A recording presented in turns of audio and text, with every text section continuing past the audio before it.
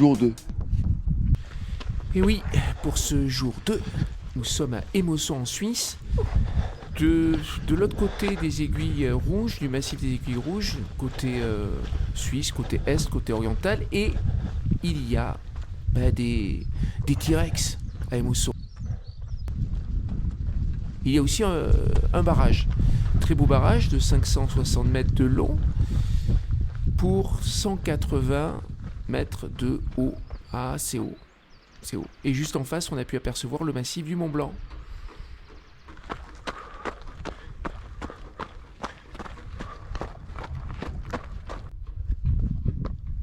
On arrive à une première bifurcation et là on prend direction le vieux Émosson. Ouais, parce qu'il y a le lac d'Émosson et le lac du vieux Émosson avec son barrage lui aussi que l'on aperçoit.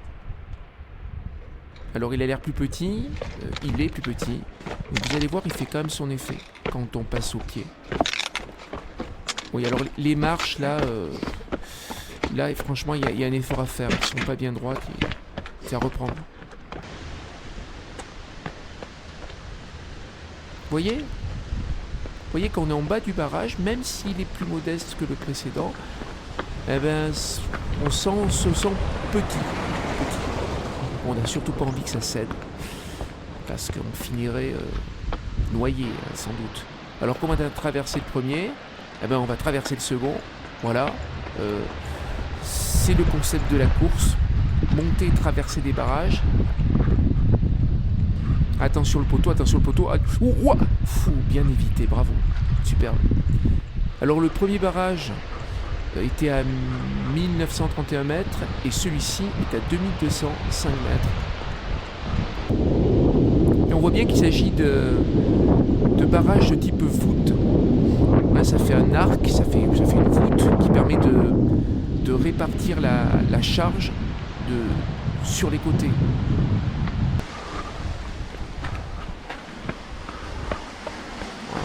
Barrière, petite chaîne, on se sent en sécurité sur ce parcours, on se sent vraiment en sécurité.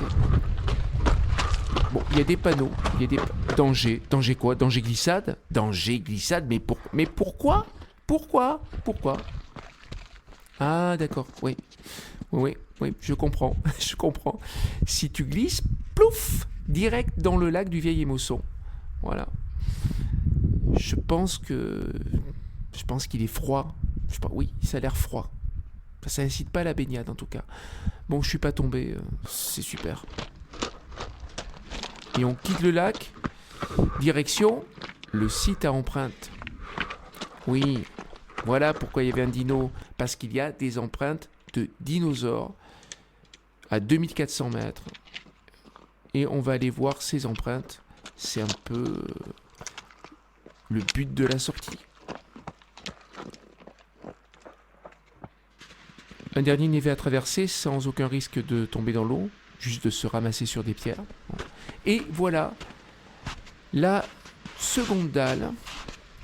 On voit bien les empreintes, tous ces impacts, ce sont les empreintes des dinosaures, enfin plus exactement des archosaures, puisqu'on est au Trias, là, donc avant la grande période des dinosaures, le Jurassique et le Crétacé, vers 245 millions d'années avant aujourd'hui. Alors ça, c'est la première dalle, elle est vachement intéressante parce qu'on peut observer des rides de courant, ce qui prouve que c'était une zone lacustre, peu profonde, ou un bord de fleuve.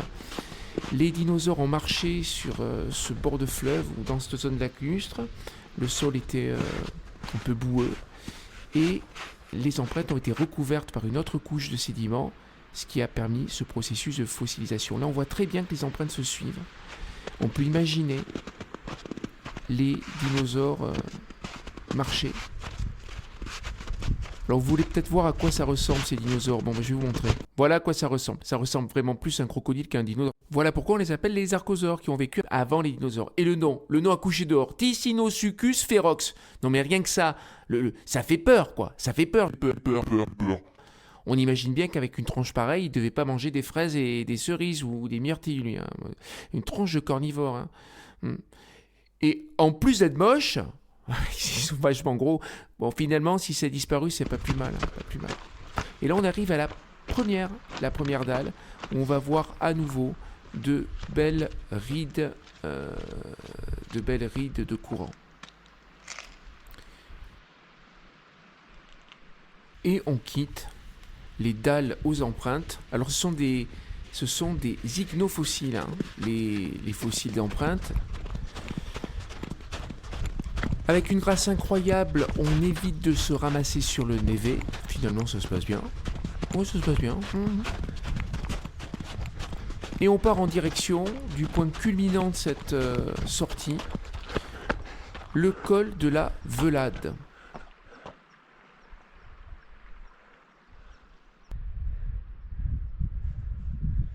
Et on part sur la droite et on monte. Alors on monte, hein, puisque le point culminant, donc il va être à 2500. Là. On y est presque. 2500. Un peu plus. Dire qu'avant c'était un climat tropical ici.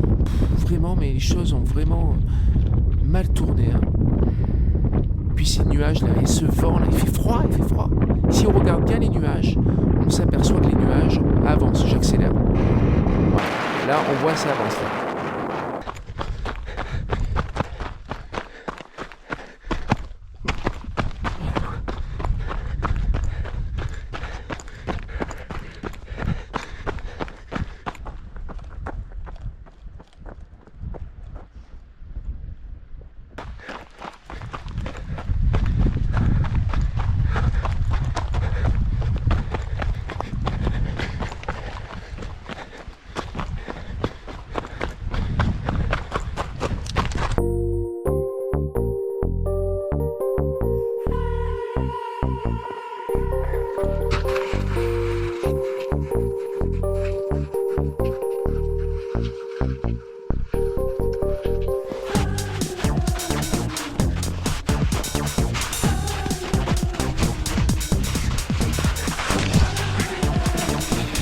Youhou!